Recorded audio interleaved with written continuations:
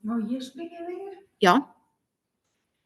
Hérna, gerið ykkur vonir svona foreldrar, að að það komist á kerfi þar sem þetta verður ekki svona mikil rosaleg stagl og baráttu fyrir hvern og einn, af því að það verður meiri skilningur?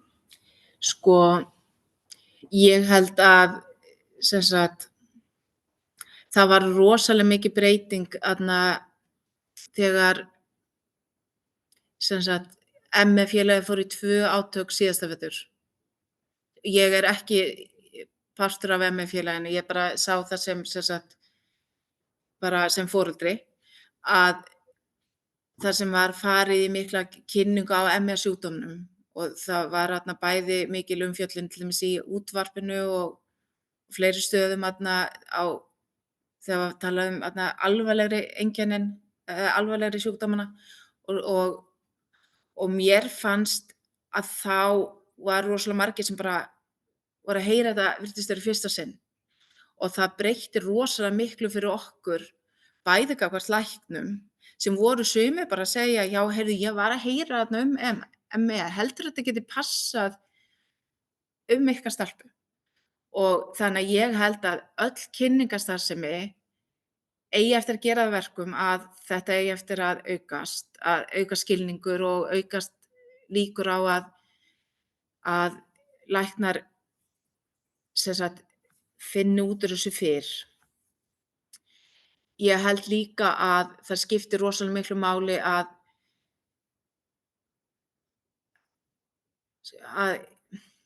foreldrar séu kannski duglegir að finna út sjálfir. Auðvitað hefur það aldrei góð áhrif að fara til lækna og segja: "Ég held að þetta sé að."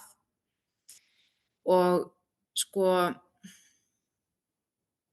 ég veit það ekki. Ég held að það þurfi alveg rosalega mikla kynningarstarfsemi og það myndi kannski helst koma frá ME-félaginu til þess að hlutirnir lagist. En ég hef mjög mikla trú á því vegna þess að ég held að meðal annars hafi sem sagt þessi ME-greininganna verið samþykkt af því að þetta var að fara í gegn á sama tíma og þetta mikla kynningarstarf ME-félagsins var í fyrra. Og það er náttúrulega núna mjög fljótlega verður málþing þarna á vegum ÖBÍ um biðlistana og þetta og svona hvernig fólki gengur í að koma börnum í gegnum heilbrigðiskerfið og komast framhjá þessum biðlistum. Og þannig að þetta virðist vera bara í öllum sjúkdómum og ég vona það besta en er alveg samt býst alveg við því að þetta eigi eftir að taka einhver ár og jafnvel langan tíma. Og mér finnst nú sem sagt var ég náttúrulega, dóttir mín er náttúrulega bara 13 ára, en ég náttúrulega var grunnskólakennari frá 2000 og byrjaði að vinna í skólakerfinu 1995. Þannig ég kom með svona aðeins kerfi svona frá þeirri hlið svona lengi og mér finnst rosalega lítið hafa breyst. Og ég held að eina leiðin til að vinna á þessu að foreldrar séu sérfræðingar í sínum sjúkdómi barnsins síns, geti barist fyrir barnið sitt og séu ákveðnir, láti ekki reka sig tilbaka þegar læknar segja að sé ekkert að. Og þegar læknar fara að segja: "Já, þetta er örugglega sálrænt", að maður stökkvi ekki bara beint á þá lest. Og ekki heldur þegar læknar eru að segja að þetta sé sálrænt hjá manni sjálfum, taka það aldrei inn á sig og aldrei trúa því. Af því að það er enginn að búa til hjá sjálfum sér að barnið manns sé veikt. Ef maður finnur að barnið er veikt, þá er það veikt. Og sérstaklega ef að barnið hefur farið í gegnum svona breytingar eins og til dæmis fær ME eftir svona slæma veirusýkingu, að þá verður maður að treysta á sjálfan sig og berjast og bara hætta ekki að berjast fyrr en maður er búinn að finna einhverja lausn. Þó að maður upplifi það allir dæmi mann sem einhvern fái þetta, þá bara þú veist, þetta er bara verkefni sem maður þarf að takast á við. En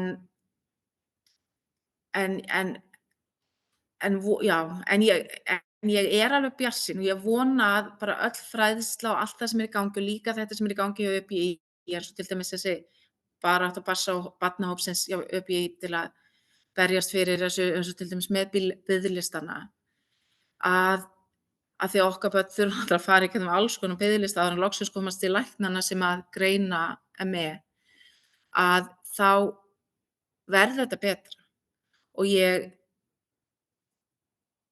Og en síðan held ég að maður verði bara að taka slaginn í fyrir hvert barn. Það þarf að, það er náttúrulega alltaf bara nýir kennarar og maður þarf að þá tilkynna fyrir nýjum kennara í hvert einasta skipti eða fyrir hvert einasta barn, hvað þetta er og fá það til að lesa.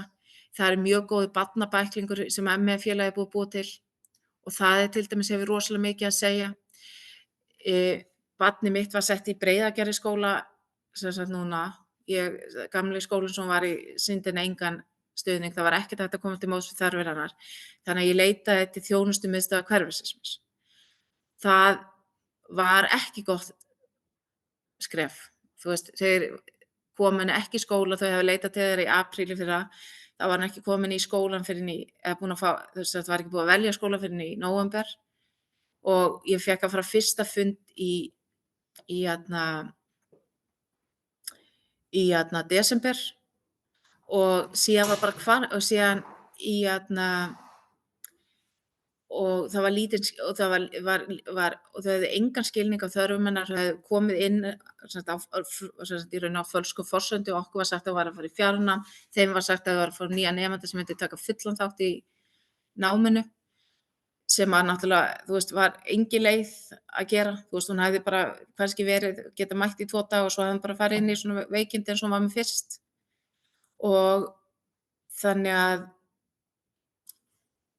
en það sem breytti öllu var að það eru svona teymisfundir og vorum búin að fara nokkra og ég sagði þess að á síðasta teymisfundi, mér finnst eins og þau sé ekki að hlusta, mér finnst eins og það hafi ekki lesið skjölin sem ég sett og á þennan fund ætla ég að nota til að lesa greinina fyrir ykkur sjálf. Og ég bara tók 2 tíma fund undir það að ég bara las allt það sem ég fannst mikilvægt í þessari grein og ræddi það síðan eftir tíma, eða eftir að ég var búin að lesa það. Og það var bara, það bara sátu allir bara með hökuna niður á gólfi, og það höfðu bara ekkert átt að sjá þessu, þau höfðu ekki lesið þetta. Og þegar ég var búin að, bara þröngva þessari fræðslu upp á þau, þá breyttist allt. Nú er búið að segja við dóttur mína á síðasta fyrsta teymisfundi eftir þetta, þá var bara sagt við dóttur mína, þú þarft ekki að hafa áhyggjur af að mæta í skóla. Ef þú ert dugleg að læra heima, þá þarft ekki að koma. Þú þarft ekki að kynnast þessum nýju krökkum og af því að það var olli henni kvíða, af því hún vissi að hún gæti það ekki og hún vissi að þetta myndi verða til þess að þetta myndi bara enda með ósköpum, krakkarnir myndi dæma hana út frá því að hún væri veik og að hún myndi alltaf þurfa að fara heim klukkan 10 og þá myndi enginn vilja vera vinur hennar og þetta myndi ganga illa og þannig að nú er sú kvöð farin af henni og nú bara er hún heima og lærir þegar hún hefur tíma, er farin að taka bækurnar sjálf og er hætt að vera neikvæð í skólanum. Þannig að ég held að ef að foreldrar eru duglegir að kynna fyrir kennurum og skólastjórnum hvað er að og þegar börn verða eldri og koma í háskóla að þá taliðu við námsráðgjafa, segi hreinskilnislega frá hvað er að og hvað þau þurfa. Af því að það er í háskólum þá er mjög miklir möguleikar á viðeigandi aðlögun og það er mikill metnaður fyrir því að sinna þessu og líka og þar þurfa kannski börnin að gera þetta sjálf og þá þurfa þau bara kannski að fá hjálp frá foreldrum til að hafa styrk til að þora því og í menntaskólum að þá náttúrulega þurfa foreldrar bara að halda áfram að af því þar núna eru börn til 18 ára aldurs og þá þurfa bara foreldrar að fara fram á það að þau fá þessa viðeigandi aðlögun. Hvort sem það er í formi fjarkennslu eða þá að þau fái aðstoð í skólanum. Ok, ég með fleira. Það er svo margt þú segir sem er spennandi. Sko, það er alveg greinilegt þessi foreldri, þá er fórum engin sérfræðingur. Já. Það er það sem gerist. Foreldrar verða sérfræðingar. Sumir hafa svona getu og aðstöðu til þess að fara lengra og kynna sig meira og verða meiri sérfræðingar en aðrir. Núna í dag erum við að stofna þennan hóp fyrir foreldra, barna og svo kannski börn líka. Og er ekki mikilvægt fyrir foreldra að hittast og bera svona bækur sína, verður ekki til svona svolítið vopnabúr sem að fólk getur haft með sér, svona tæki og tól til þess að hafa með sér til þess að tala máli barnanna sinna og unglinganna sinna. Jú, það er það alveg klárlega. Þegar, sem sagt, þegar manneskja fær greiningu, þá er það náttúrulega þannig að fær maður ákveðna kannski fræðslu frá læknunum. Maður fær kannski fræðslu kannski lyf sem geta slegið á einkenni og hvað, þú veist, er hægt að gera. En læknarnir eru kannski ekki með þennan sjúkdóm. Það lesa hann og vita rosalega mikið, en þeir kannski vita ekki hvernig er að lifa með þessu.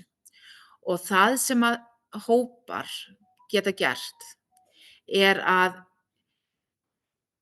fólk getur hist, það getur miðlað reynslu sinni. Sumir kannski vilja kannski bara koma og sitja og hlusta. Aðrir vilja kannski segja frá einhverju. En það sem er mikilvægast er að geta spurt aðra. Þú veist, eins og til dæmis, hvað á ég að segja þegar skólinn er að hóta því að tilkynna mál til félagsmálastofnunar, nei, til barnaverndar. Hvað get ég gert þegar barnið mitt tekur þetta lyf? Eru aukaverkanir? Hafið þið prófað þetta sem ég las um? Og foreldrar hafa alveg endalausan fróðleik, en kannski hefur maður ekki akkúrat það sem manni vantar. Og þá er svo gott að tala við aðra foreldra eða jafnvel unglinga sem eru með sjúkdóminn til að heyra hvað virkar fyrir þig og hvernig reyndist þetta ykkur. Og þannig að það hefur rosalega mikið að segja að því leyti. En þetta líka hjálpa manni rosalega vegna þess að enginn skilur það aðstöðu sem við erum í nema við sjálf. Og þannig að það hefur rosalega mikið bæði félagslega að hitta aðra sem eru í sömu stöðu og svo bara líka hjálpar þetta okkur svo í baráttunni við það að gera, þú veist, líf okkar og barnanna okkar betra. Og það á sama náttúrulega við fullorðið fólk. Og ég er sem sagt formaður lúpushóps hjá Gigtafélaginu og flestir sem koma á svona fundi þar segja að þegar þeim, þú veist, að koma á fund og tala við fólk sem að hefur reynt það sama, að það sé eins og bara fá vítamínsprautu. Vegna þess að þú getur farið og þú getur sagt þessa hlut sem þú ert að hugsa sem enginn vill heyra. Enginn vill heyra hvað þú hefur að segja. Eins og til dæmis dóttir mín átti afmæli núna helgina og allir var að segja, ertu ekki bara alveg orðin fín, þú lítur svo vel út í dag. Náttúrulega búin að hvíla sig fyrir afmælið og gera sig fína. Þú veist, þetta er ekki eins og venjulegur skóladagur. Og þau fór beint í rúmið þegar afmælið var búið. En það var enginn að hugsa um það. Og það er ekki hægt að útskýra þetta, en þegar maður talar við aðra sem eru í sömu stöðu, þá getur sest niður og tala við einhvern og þú þarft bara þú getur sagt bara í örfáum orðum eitthvað sem þú þurftir bara að tala kannski marga klukkutíma við einhvern og það myndi samt ekki skilja þig. Og þannig að þú getur komið inn í hóp og manneskja bara hefur þetta. Og þannig að ég held að það að hafa svona jafningjastuðningshóp, hvort sem það er foreldrahópur, eða svona hópurinn væri fyrir foreldrana, eða fyrir börnin, eða foreldrana og börnin, eða bara aðra í félaginu, að það hefur þetta alveg gríðarlega mikið að segja. Og ég myndi segja fyrir mína dóttur, myndi skipta rosalega miklu máli að hitta einhvern krakka sem væri eins. Þú veist, þó hann væri ekki á sama aldri, að bara heyra í einhverjum sem sem sýnir að það er hægt að vera svona, það er alveg hægt að lifa svona og það er alveg hægt að lifa góðu lífi. Og Og það sem að hefur verið reynsla mín, eins og fagfólk heldur oft að svona jafningjastuðningshópar verði bara til þess að fólk fari bara, að væla og fari bara að æsa hvert annað upp í vitleysunni, fara bara að finna út hvaða lyf var hægt að nota og fara til lækna og biðja um ennþá meiri lyf og eitthvað svoleiðis. En reynsla mín á jafningjastuðningshópum, sem ég hef kynnt mér svolítið mikið, er að það er akkúrat ekki það sem er. Þú veist, foreldrar eru ekki hálfvitan eins og margir læknar virðast halda. Það er yfirleitt, foreldrar eru fólk sem vill börnunum sínu það allra besta. Það er ekki að leita í að einhverjar ódýrar lausnir eða að fá konserta til að geta notað það sjálft eða eitthvað svoleiðis. Ég held að þetta sé ekki til. Ég held að þetta sé mýta.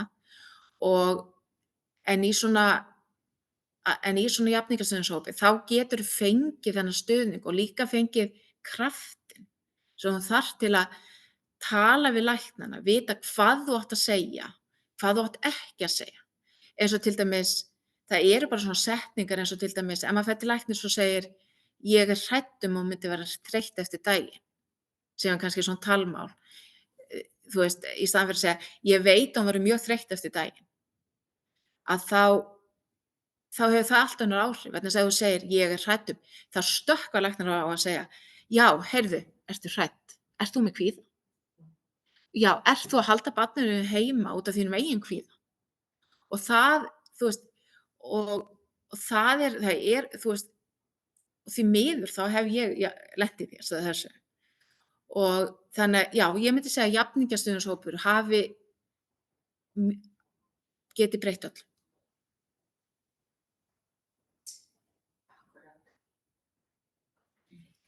Er einhver fleiri með spurningar svona að lokum? Nei. Eigum við þá að segja þessu lokið? Já, það mig langar bara að þakka þeim sem að hlustuðu og það var mjög athyglisvert að fá að tala um þetta efni og ég held að ef að fólk tileinkar sér æðruleysi og bjartsýni og treystir alltaf á að hlutirnir verða betri og festist ekki í að hugsa hvernig hlutirnir í dag og horfa til framtíðar, að þá hafi það rosalega mikið að segja upp á að börnin okkar fái að lifa góðu lífi í framtíðinni. Takk fyrir.